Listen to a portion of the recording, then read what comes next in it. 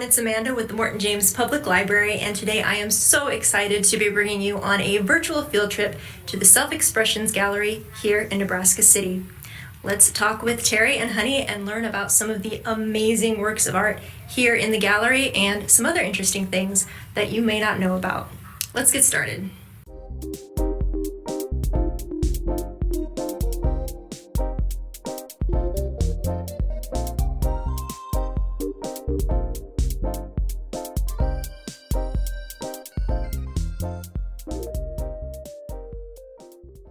Hi, I'm Honey Self, and I am the owner of Self-Expressions Gallery and Gifts here in Nebraska City, 713 Central Avenue in historic Nebraska City. I'm Terry Hager. I'm an artist here at Self-Expressions Gallery, and I also help curate the art here.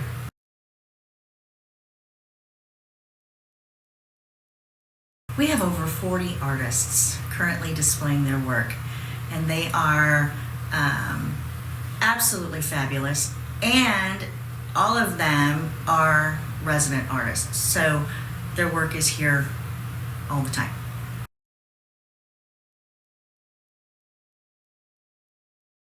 They are mostly from Nebraska and Iowa. We have a couple from Kansas, I believe one from Rockport, Missouri, but mostly, within a probably 100-mile radius.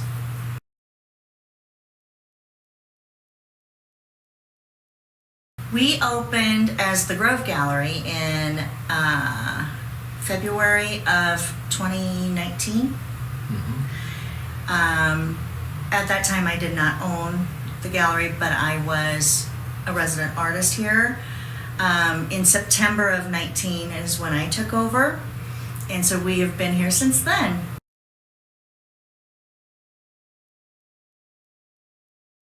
My last name is Self, and I consider every one of the pieces that's in here an expression of the artist's self. So it really kind of fit as far as a really cool name for, for the gallery. Kind of a dual meaning. Yeah.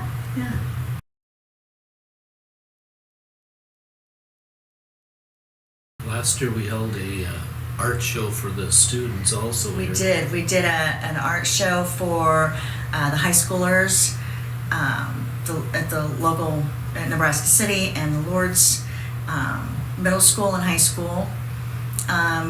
We really want to encourage young people to express themselves and create. We have a couple very young artists here. We do. We have a 16-year-old and a 20-year-old, and they're resident artists.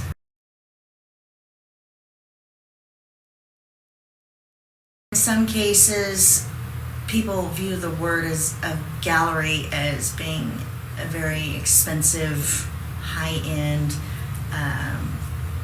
type of place to go to, and we are so not that.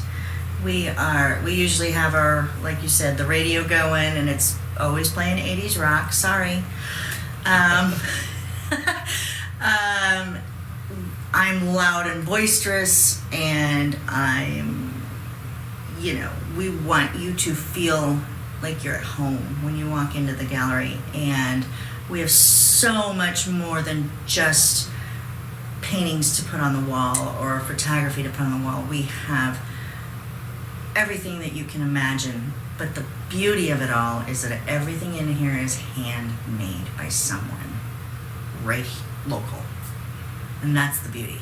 And what we want to create is for the person that walks in is a breath of fresh air, and we get that a lot, and they like to come in here and just take it all in, and you can't possibly take it all in one shot, but they try.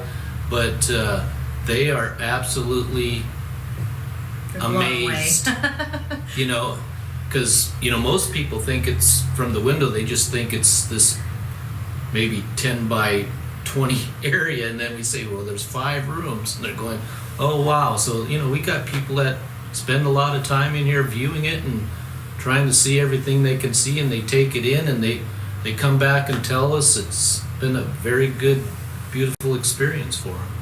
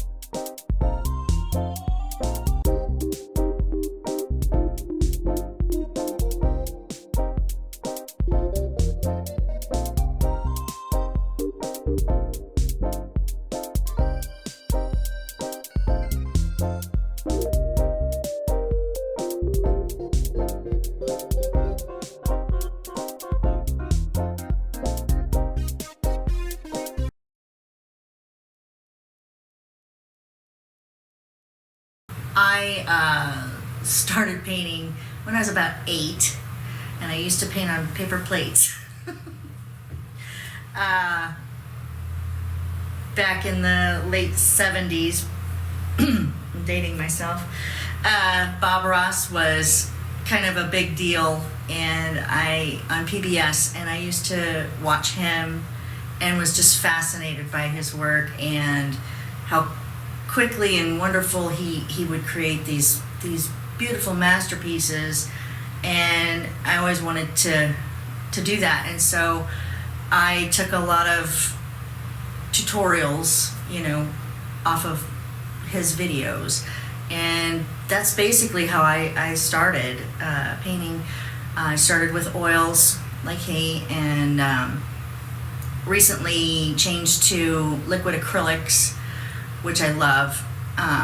They dry a lot quicker, and just in the last few weeks I started using gouache, which is kind of a combination between watercolor and acrylic, and I'm really enjoying that medium also. I think versatility is important when you're an artist, and you should try different things as often as possible. And so that's been a fun thing for me to do, trying different things. And I'm not by any means taught or had any real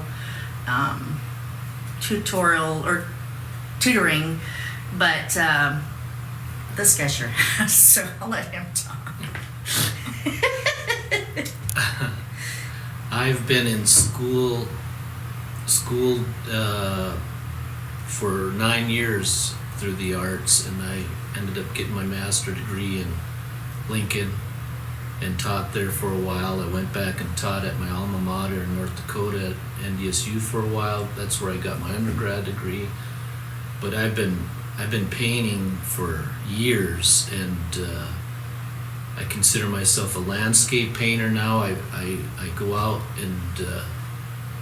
and search for my vocabulary or my viewings of what I want to paint, and report back to the public as a painting, as a landscape. And so I've been doing that for several years.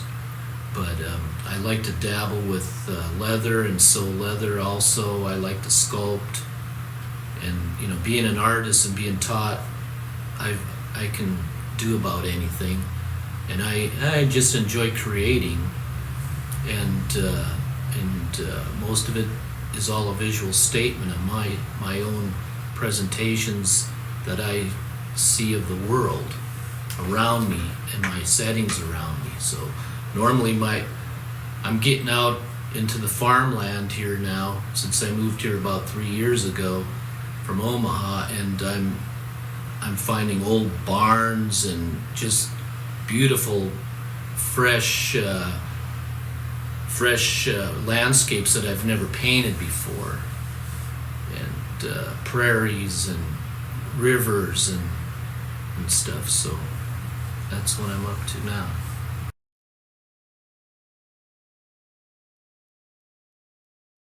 I would say keep going. Watch YouTube videos. You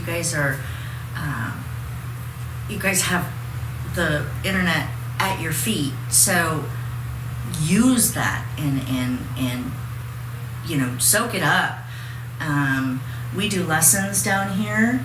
I do quite a few actually, and we have lots of opportunities for you to come down and meet the artists. We do demo days on Saturdays. We're trying to get things opened up a little bit more so that we can do those again, and come down and talk to the artists and meet them and get some inspiration, and keep at it and don't give up.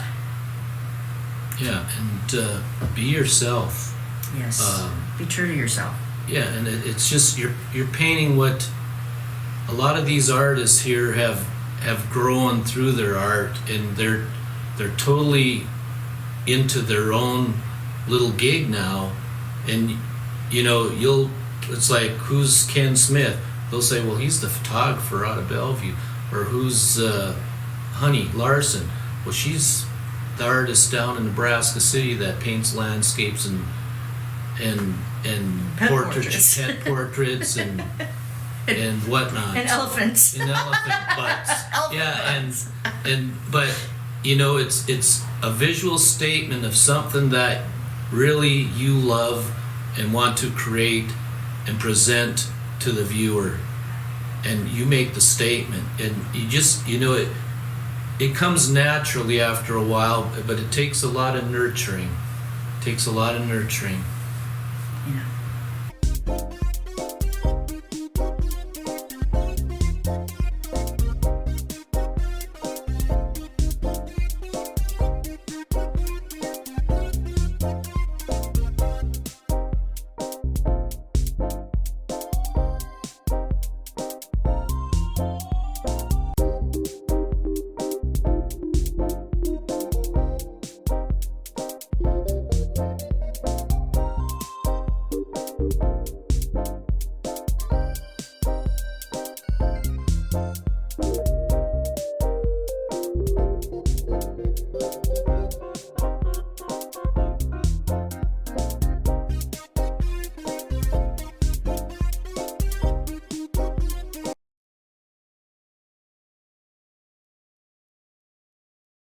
Everything.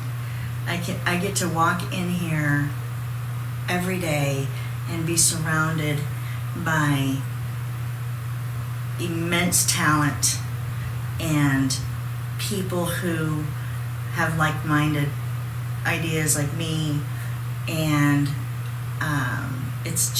it is truly, I feel blessed to be able to be here every day and see this and be around it. Yeah, and if you want to talk about the psychological aspect of it, when you walk into this place, We've had so many people. it's relaxing, Yeah. very visually stimulating type of atmosphere, and I've had so many people say when they're getting ready to leave, they'll be like, "Oh my gosh, I was so stressed out when I walked in here, and I just feel at peace right now." You've heard that many times, and it's so cool to hear people feel that way and say that, because that's the way I feel. And I'm also noticing more doctors' offices having art in their offices, because it's a very important thing for somebody to be relaxed And feel comfortable. and not just stare at 4 blank gray walls or something while you're in there, but And I made sure all my physicians that ever saw me ended up with a piece of my art, because if I had to go see them, You want them to take good care of you. yeah. Heck yeah. Well, thank you so much. This is a fantastic conversation with the Morton-James Public Library, so thank you. Thank you Thank very you. much for including us in your program. We sure appreciate it.